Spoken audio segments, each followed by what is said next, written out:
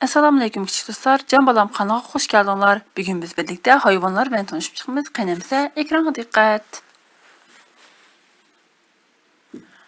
Qo'y. Qo'y. O'chka. O'chka. Kala. Kala. Eşek. Eşek. At. At. Tüge. Tüge.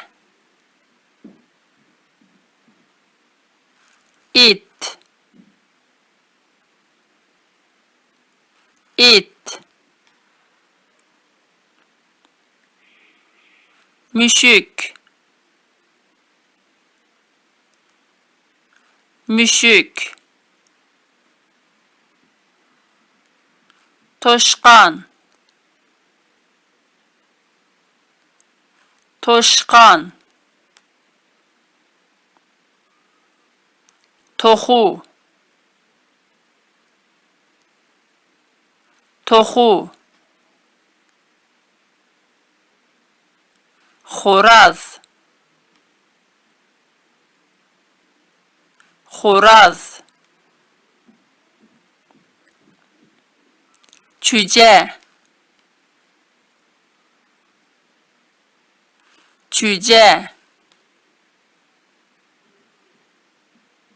Kürk toxu. Kürk toxu.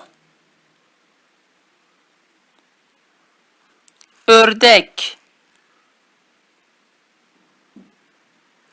Ördek. Gaz. Gaz. Çoşqa. Çoşqa. Yangi videolardan vaqtida xabardor bo'lish uchun kanalimga a'zo bo'lishni unutmag'aysiz. Keyingi sonda ko'rishaylik. Allohga emanet.